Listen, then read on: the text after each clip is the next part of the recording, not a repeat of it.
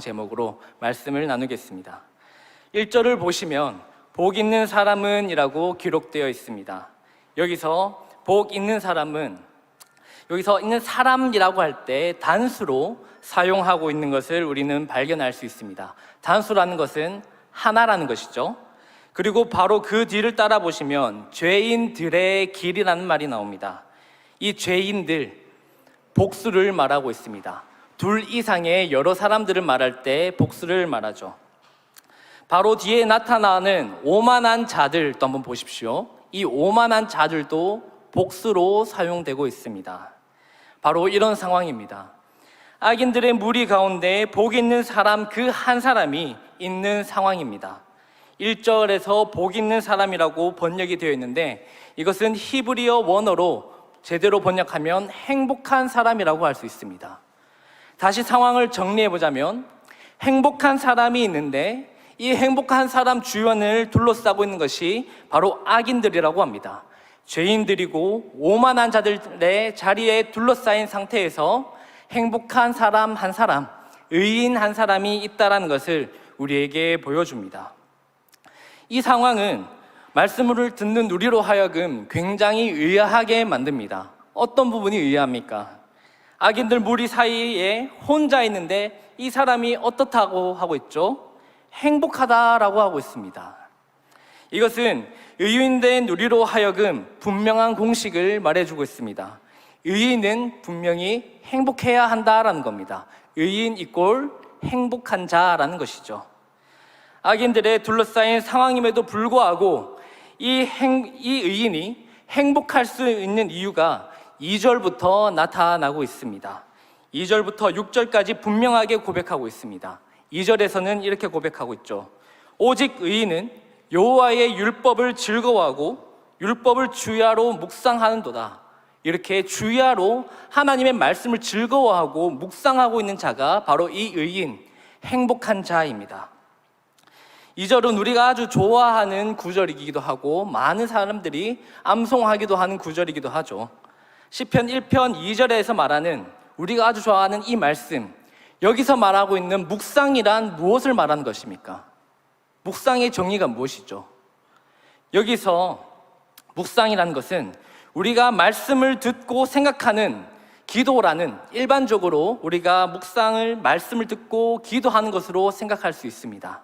그러나 우리가 미처 놓치기 쉬운 부분이 있는데 여러분 성경 밑에 보면 풋노트로 묵상을 다른 말로 적어놨습니다. 어떤 말이 있죠? 작은 소리로 읊조리다 라는 말이 있습니다. 히브리 원어로는 의미가 바로 말하다 라는 것입니다. 이 읊조리다가 말하다, 고백하다 라는 의미를 가지고 있다는 것이죠. 즉 뜻을 생각하면서 말하는 것입니다. 의인은 하나님의 말씀을 즐거워하고 그 말씀이 가진 뜻을 생각하고 하나님을 말하는 자, 하나님을 고백하는 자라는 것을 여기서는 의미를 가지고 있습니다. 여기서 우리는 바로 경건이란 무엇인지 한번 또 생각해 볼 수가 있습니다. 경건이 여러분은 무엇이라고 생각하십니까? 새벽 기도도 참여하고 오늘 주일 예배도 참여하셨죠? 이것이 경건이라고 생각하십니까? 단순하게 우리는 그렇게 이것이 경건이다라고 생각할 수 있습니다. 하지만 오늘 저는 이 경건을 아주 옛날 사람이긴 한데 아타나시우스가 말한 그 경건의 정의대로 한번 여러분께 말씀드리려고 합니다. 아타나시우스라는 사람이 있었습니다. 이 사람은 주후 325년에 니케아 공회라는 곳에서 삼위 하나님에 대한 것을 정의한 신학자가 바로 아타나시우스입니다. 앞에 이 사람이 얼마나 대단한지 여러분 알 수 있겠죠. 삼위 하나님을 부인하는 그 이단들을 향하여서 하나님은 삼위로 존재하신다는 것을 증명하고 성경에 있는 내용들을 가지고 그 사람들에게 변증한 사람이 바로 아타나시우스입니다. 얼마나 이분이 그 이단들을 향하여서 삼위 하나님을 고백하기 위해서 얼마나 많은 성경을 읽었고 연구를 하였겠습니까?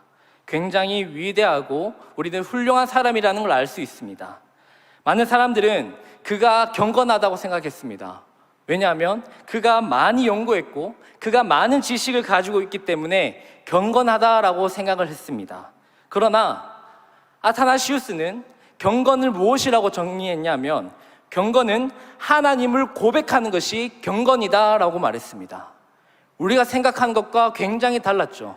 우리가 생각하는 것은 하나님을 많이 알고 있으면 우리가 그것이 경건이라고 생각했는데, 이 아타나시우스처럼 하나님을 정의할 수 있고 하나님에 대한 지식이 많으면 경건이라고 생각했는데, 이 아타나시우스는 오히려 경건은 하나님을 고백하는 것이다, 이렇게 정의를 한 것이죠.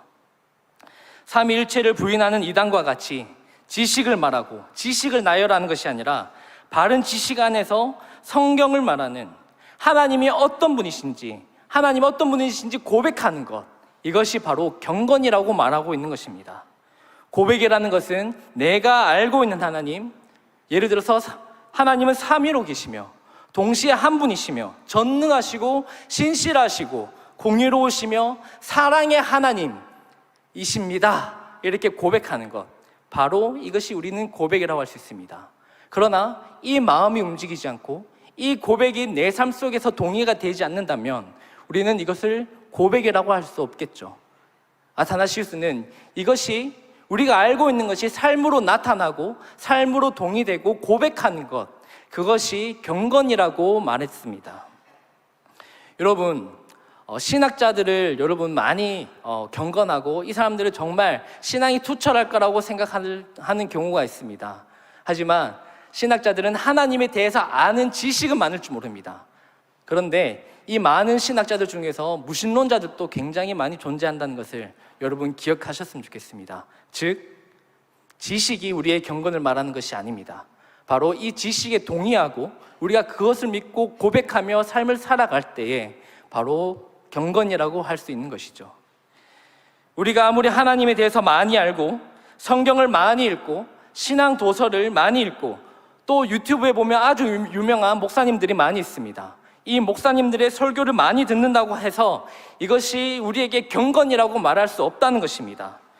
우리 삶의 실제가 되어서 참으로 하나님은 그런 분이십니다라는 그런 고백과 함께 더불어 우리의 삶 속에서 나타나야 한다는 것이죠. 그 삶이 우리가 고백이 없고 우리 삶으로 고백하지 못한다면 우리의 경건과 우리의 신앙은 가짜일 수가 있다는 겁니다. 그런데 우리의 경건은 어떻습니까? 우리의 경건은 하나님의 속성을 말하고 하나님에 대한 고백이 날마다 넘치십니까? 내 기도 속에서 하나님을 고백하고 다윗이 고백하는 것처럼 주님은 나의 산성이십니다, 방패십니다, 구원의 뿌리시고 나를 날마다 지키시는 하나님이십니다라는 그런 고백이, 참으로 하나님은 그런 분이십니다라는 그런 고백이 내 입술과 내 삶 속에서는 나타나십니까? 교회에서 들은 말씀과 성경에서 읽은 말씀이 나의 고백으로 가야 한다는 겁니다. 이것이 실제가 되지 않으면, 이것이 우리 삶 속에서 실제가 되지 않으면 우리는 행복한 자가 될 수 없다는 것이죠. 우리는 우리의 속성을 충족시키기 위해서 기도할 때가 많습니다. 우리의 속성을 만족시키기 위해서 말씀을 듣는 경우가 많습니다. 하나님의 속성을 말하고 하나님의 속성을 고백하는 모습이 아니라 죄로 타락한 우리의 속성을 채우기 위해서 말하고 듣기를 원한다는 것이죠. 나의 욕심을 채우기 위해서, 나의 교만함을 위해서, 나의 종력을 위해서 내 타락한 속성을 하나님께 관철시키기 위해서 기도하고 하나님께 나오는 경우가 많다라는 겁니다. 여러분이 그렇다고 말하는 게 아닙니다.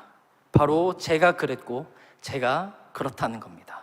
하나님께서 부르신 그 사명을 뒤로 제쳐두고 신실한 하나님께서 나와 우리 가정을 지키실 것이라는 그 하나님의 속성을 알지만 그것을 온전히 신뢰하며 기도하지 못했던 나의 모습들을 돌아봅니다. 나의 자녀들이 하나님의 이 길을 함께 걸으면서 세상 사람들에게 손가락질 받고 다르다고 손가락질 받을까 봐 두려워하며 이 세상 사람들보다 더 뛰어나게 해달라고 고백했던 것, 저 안에 있었습니다. 하나님의 속성을 믿고 고백하기보다 나의 염려를 더욱더 하나님께 고백하며 이렇게 하나님을 말할 때가 굉장히 많았습니다. 사역면에도 그랬습니다. 제가 담당하는 성도들이나 부사의 형제 자매가 믿음으로 하나님 앞에 신실하게 서기를 입으로는 말하지만 그들을 위해서 정말 눈물을 흘려가며 그들이 변화되기를 기도하지 못했던 저를 발견합니다. 다른 교회에 좋다고 하는 내용들을 가져오면서 어떻게 하면 사람들에게 인정받을까? 요즘 목회가 힘들다고 하는데 어떻게 하면 인정받아서 더 나아질 수 있을까라는 이런 교만함으로 하나님께 기도했던 나의 죄성들을 이 시간에 고백합니다. 우리는 바로 이런 것을 고백하는 것이 아니라 바로 내 삶 속에서 진정으로 고백하게 하시는 하나님의 속성을 고백하며 신뢰하며 우리가 그것에 미리 감사함으로 나아가야 하는 우리의 모습이 필요하다는 것입니다. 이런 기도가 필요하지 않다라는 게 아닙니다. 분명히 하나님은 이런 일을 행하시고 우리의 연약함을 발견하시고 그 안에서 일을 하시는 분이십니다. 하지만 우리 하나님께서 원하신 것은 2절의 말씀처럼 나는 오직 여호와의 율법을 즐거워하였는가? 하나님으로 인하여 너무나 즐거워서 그 율법을 주여로 고백하고 하나님과 교제하는 것이 즐거워서 날마다 읊조리고 고백하였는가? 이 사실이 우리 가운데 있었냐라는 것을 한번 물어보아야 합니다. 웨스터민스터 신앙 고백서와 대소유리 문답에서 분명히 제일 첫 번째 우리에게 물어보는 것이죠. 하나님을 영화롭게 하고 그분을 영원토록 즐거워하는 것이 우리 삶 속의 목적이라고 분명히 말하고 있습니다. 그것이 우리 그리스도인 모든 신앙인들의 기초라고 분명히 우리에게 말해주고 있죠. 하나님께 믿음이 조금 자라면 복을 주시고 나면 내가 하나님을 영화롭게 하겠습니다. 그렇게 하고 나면 내가 하나님을 즐거워하겠습니다. 이것이 아니라 하나님을 즐거워함이 먼저 우리에게 전제가 되어야 한다는 것을 분명히 말해주고 있습니다. 하나님을 즐거워하는 것이 우리에게 기초가 되어야 한다는 것을, 그것이 그리스도인이라는 것을 우리에게 말해주고 있죠. 우리는 하나님을 고백함으로 즐거워해야 합니다. 우리가 하나님을 즐거워하는 것이 하나님을 영화롭게 하는 방법입니다. 우리의 경과는 봉사를 많이 하고 성경을 많이 읽고 기도회를 꼬박꼬박 나왔는가, 새벽 기도를 꼬박꼬박 나왔는가, 이 숫자를 세리는 것이 경건을 말하는 것이 아닙니다. 하나님을 고백하는 삶이 우리에게 나타나는가, 하나님은 어떤 분이신, 하나님에 대한 속성을 우리는 분명하게 고백할 수 있는가, 그 고백하는 것처럼 우리는 그 삶을 살아가고 있는가, 이것을 우리에게 먼저 물어보아야 합니다. 신앙과 경건에는 연륜이 아주 중요합니다. 연륜을 통해서 하나님을 알아가는 그 깊이가 날마다 깊어지기 때문이죠. 내가 나의 속성을 말하는 시간들이 점점 줄어들고 하나님께서 행하신 위대한 일들을 고백하는 그 깊이가 날마다 늘어갑니다. 이것이 바로 신앙의 연륜이고 경건의 연륜입니다. 말씀을 통해서 하나님을 아는 지식만큼 하나님을 경험하고 하나님의 속성을 고백하는 그것이 경건이라고 우리는 할 수 있습니다. 우리가 신앙의 연륜이 늘어가면서 이런 경건의 모습이 날마다 깊어져 가길 소망합니다. 연륜이 늘어가면서 어떻게 하면 신앙생활을 좀 더 편하게 할 수 있을까? 그럼 어떻게 하면 더 타협해서 하나님께 나아가기를 더 편하게 예배드릴 수 있을까? 이런 타협의 기술이 늘어나는 것이 경건의 연륜이 아닙니다. 하나님을 믿은 지 1년이 지나고 2년이 지나고 10년이 지나고 20년, 30년이 지나고 평생이 지날수록 신앙의 연륜이 쌓여갈수록 여러분에게 하나님에 대한 속성에 대한 그 고백이 날마다 늘어나길 원합니다. 하나님을 더욱더 고백할 수 있는 그 깊이가 깊어지길 소원합니다.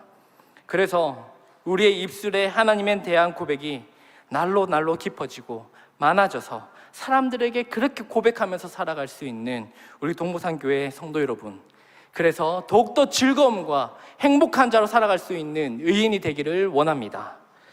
이제 우리가 다시 본문으로 돌아와서 의인은 섭리하시는 하나님을 만나게 됩니다. 3절을 보시겠습니다. 제가 3절을 읽어드리겠습니다. 그는 시냇가에 심은 나무가 철을 따라 열매를 맺으며 그 잎사귀가 마르지 아니함 같으니 그가 하는 모든 일이 다 형통하리로다. 우리는 모든 일이 형통할 것입니다. 하나님은 자기를 즐거워하고 하나님을 영화롭게 하는 자들을 결코 내버려 두지 않으십니다. 우리의 눈으로 볼 때는 막막할 때가 많습니다. 두려운 일들만 가득하고 그리스도인으로서 살아갈 때마다 믿지 않는 자들보다 더 나은 것이 하나도 발견하지 못할 때가 종종 있습니다.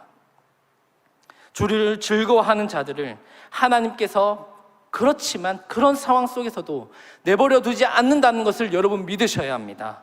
하나님께서 경건한 자를 향한 그 계획들을 다 가지고 계시고 이루시는 하나님이십니다. 약속을 이루시는 하나님, 바로 하나님의 속성이죠.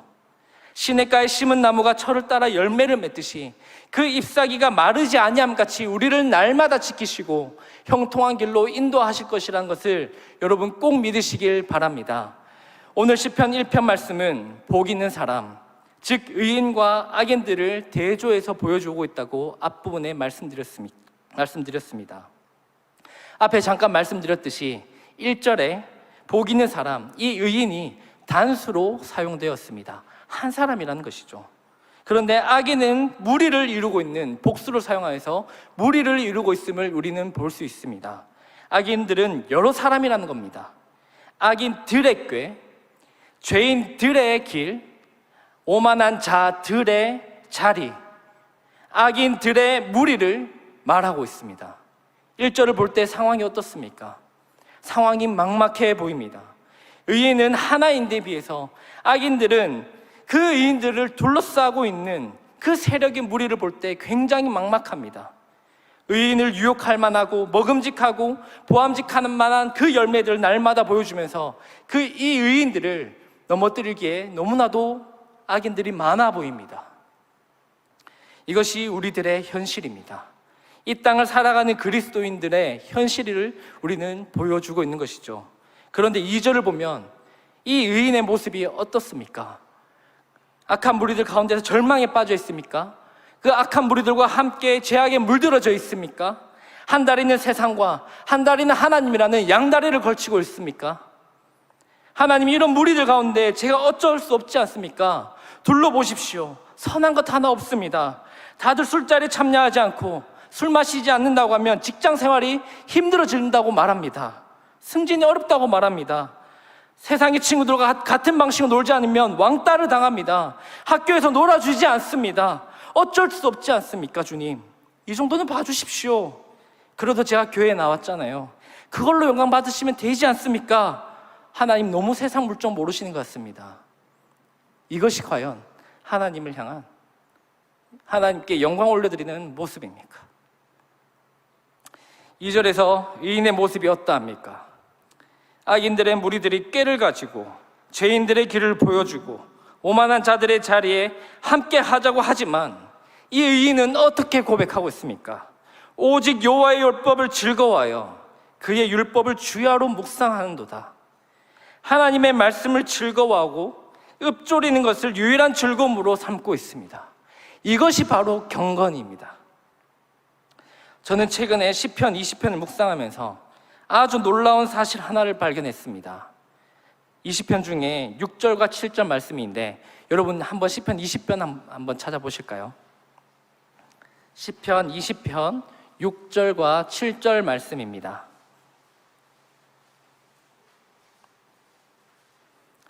네, 시편 20편 6절과 7절 찾으셨으면 저와 함께 읽도록 하겠습니다. 시작. 여호와께서 자기에게 기름 부음 받은 자를 구원하시는 줄 이제 내가 아노니 그의 오른손에 구원하는 힘으로 그의 거룩한 하늘에서 그에게 응답하시리로다. 어떤 사람은 병거, 어떤 사람은 말을 의지하나 우리는 여호와 우리 하나님의 이름을 자랑하리로다. 아멘.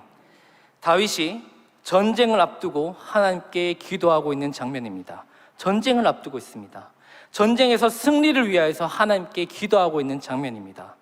그런데 금방 우리가 읽은 말씀 7절을 보면 다윗이 고백한 내용이 굉장히 흥미롭습니다. 한번 보십시오. 어떤 사람은 병거, 어떤 사람은 말을 의지하나 우리는 여호와 우리 하나님의 이름을 자랑하리로다. 특이한 점 하나 발견하셨습니까? 잘 보십시오. 어떤 사람은 병거를 의지하고 어떤 사람은 말을 의지하나 뒤에 그렇다면 나오는 게 자연스러운 말이 무엇입니까? 우리는 여호와를 의지합니다. 이 말이 자연스럽지 않습니까? 그런데 여기 나타난 다윗은 무엇을 고백하고 있습니까? 우리는 여호와를 자랑합니다. 병거를 의지하고 말을 의지하는 자 앞에서 우리는 하나님을 의지합니다 라고 말하는 것이 아니라 우리는 여호와 하나님을 자랑합니다. 우리는 여호와 하나님을 고백합니다 라고 말하고 있는 겁니다. 이것이 그리스도인들의 경건이라고 저는 생각합니다. 전쟁을 넘어서 이 의인을 둘러싸고 있는 이 환경을 넘어서 하나님을 의지하고 고백을 뛰어넘는, 이미 승리를 주신 하나님에 대한 확신을 가지고 고백하고 있는 자가 바로 다윗인 겁니다. 선포하고 있습니다. 전쟁과 같은 우리의 인생을 한번 보십시오.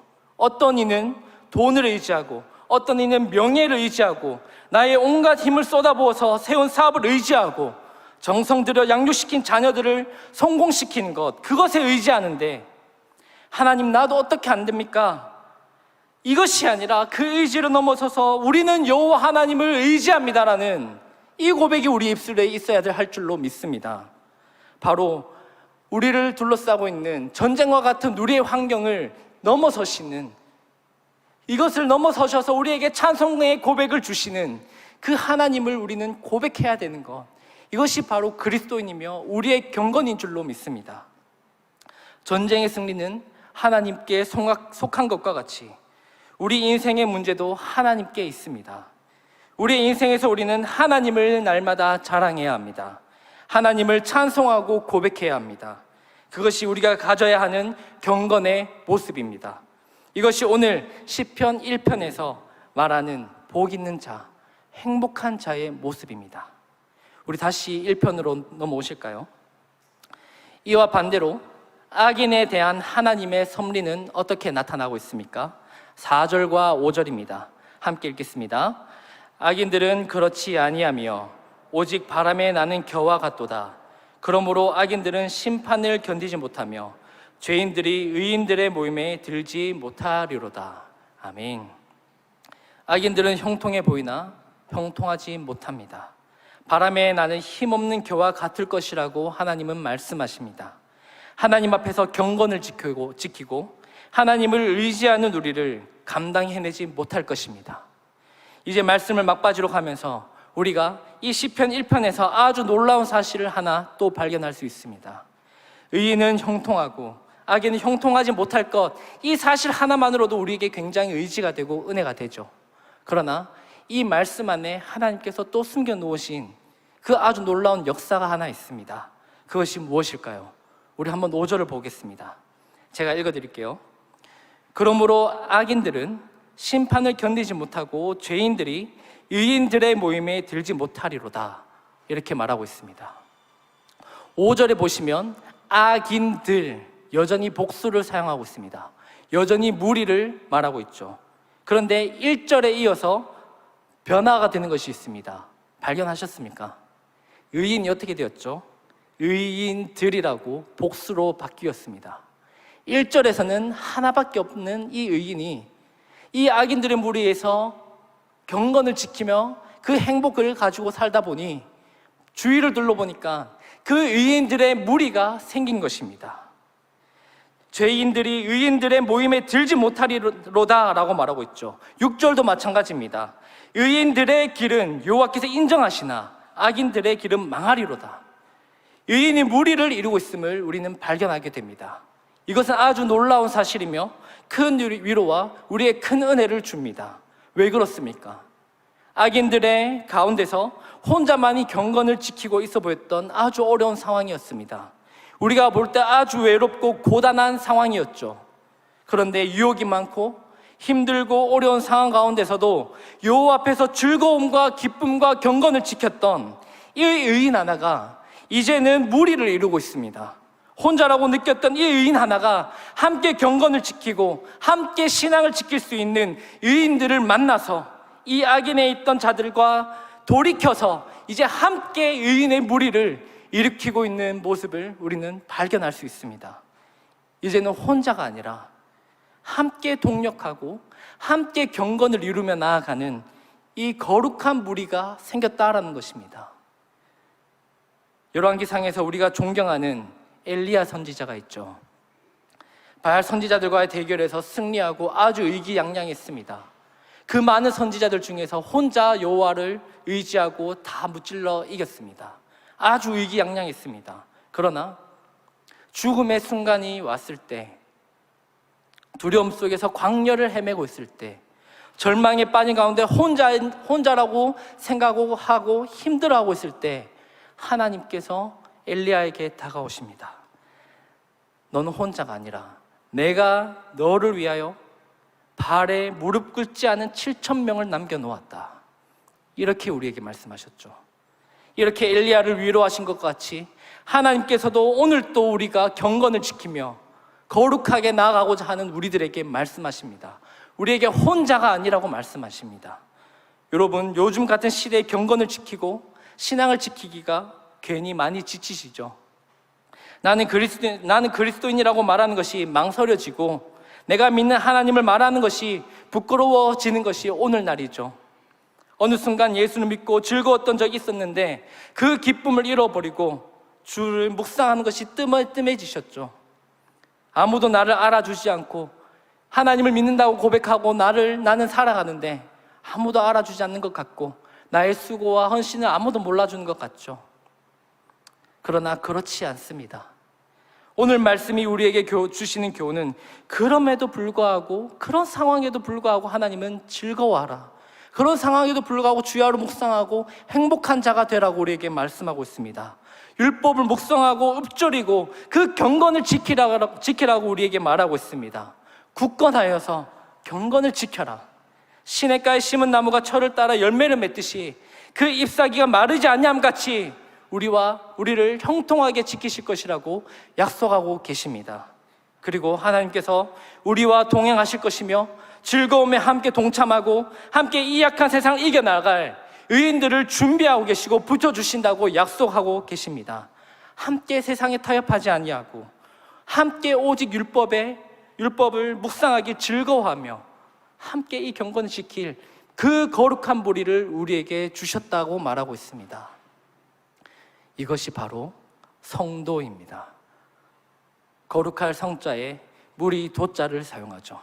거룩한 무리라는 것입니다. 의인들의 모임이지 않습니까? 이 자리에 모인 우리 모든 성도 여러분, 의인들의 무리이지 않습니까? 우리는 성도로서 함께 의인들의 길을 걷게 될 것입니다. 앞뒤 좌우를 한번 보십시오. 이분들이 여러분과 함께 경건하의 자리를 지켜가며 함께 나아갈 성도들입니다. 여러분, 신앙생활은 성도 간의 교제 속에서 함께 하는 것입니다. 그렇기 때문에 우리는 교회에 모이길 힘써야 합니다. 그렇기 때문에 여러분, 자녀들을 교회에 보내주십시오. 알아서 판단하고 알아서 믿는 것은 성경적이지 못합니다. 바른 신앙 고백 안에서도 잘하도록 교회 안에서 지도를 받고 훈련을 받아야 합니다. 교회에서 성도 간의 교제 속에서 바른 신앙을 할 수 있도록 지도해 주셔야 합니다. 한 성령 안에서 바르고 동일한 신앙 고백을 할 수 있도록 서로가 당겨주고 밀어주며 세워져야 합니다. 그것이 그리스도의 몸된 교회를 이루어가는 거룩한 무리들인 것입니다. 이것이 오늘 본문에서 말하는 의인들의 길이자 의인들의 승리이며 행복한 자입니다. 말씀을 마무리하겠습니다. 마무리하면서 우리 성도님들에게 간절한 부탁 하나를 하고 마치려고 합니다. 여러분, 요즘 우리 아이들에게, 우리 다음 세대들에게 경건이라는 것이 있을까요?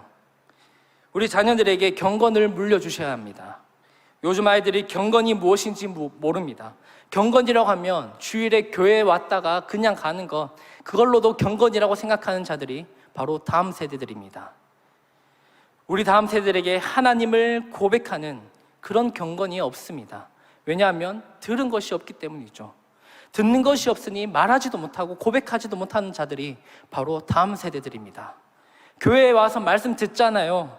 이렇게 말하실지 모르겠습니다.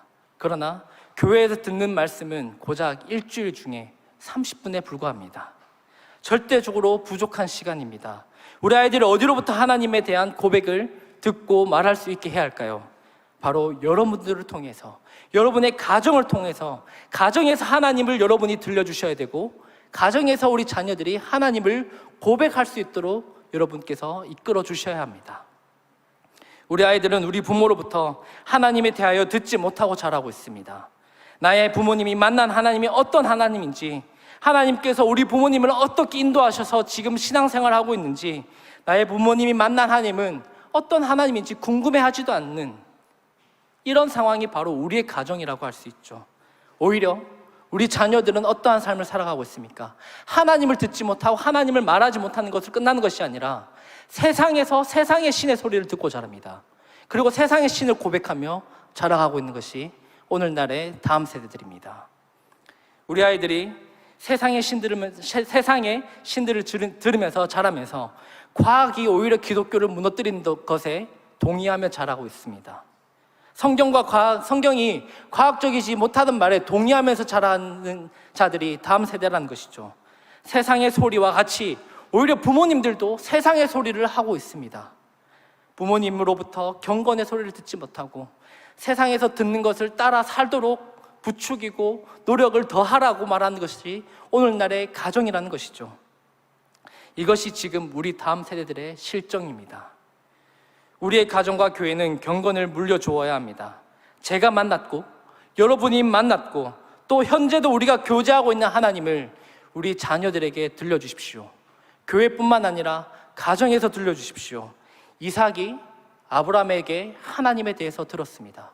그리고 야곱이 이삭으로부터 하나님에 대해서 들었죠. 그 자녀들이 야곱으로부터 하나님에 대해서 들었고 이스라엘의 자손들이 여호와 하나님에 대해서 모세로부터 들었습니다. 그런데 우리 자녀들은 하나님에 대해서 듣고 있습니까? 하나님이 어떤 분이신지 알고 고백하고 있습니까? 여러분, 간곡히 부탁드립니다. 가정에서도 우리 하나님을 들려주십시오. 가정에서도 우리 자녀들이 하나님을 고백할 수 있도록 이끌어 주십시오. 그리고 그들이 고백하는 것을 한번 들어보십시오. 과연 내가 믿는 하나님을 고백하고 있는지 한번 확인해 주시면 좋겠습니다. 과연 믿음의 가정이라고 자부하는 우리 가정에 경건이 온전히 물려지고 있습니까? 성경에서 말하는 하나님이 고백되어지고 우리 가정에 그 하나님이 실제로 계십니까? 경건한 자가 결코 망하지 않음을 우리는 말씀을 오늘 들었습니다. 들었을 때 우리의 마음이 뜨거워지지 않습니까? 우리 아이들이 망하지 않는다고 오늘 이 말씀에서 말하고 있는데 우리 아이들은 정말 이 말씀에서 예외가 될까요? 그렇지 않다라는 그 확신을 가지고 돌아가셨으면 좋겠습니다. 우리 아이들도 하나님 앞에서 날마다 경건 안에서 경건하게 자라갈 때마다 하나님께서 지켜주시고 형통하게 인도해 주실 것이라는 것을 우리가 믿고 나아가시면 좋겠습니다. 우리 아이들이 경건을 신겨주셔서 날마다 하나님을 고백할 수 있는 그 고백이 가정에 넘치며 우리 교회에 넘치기를 간절히 소원합니다. 함께 우리 찬양하도록 하겠습니다.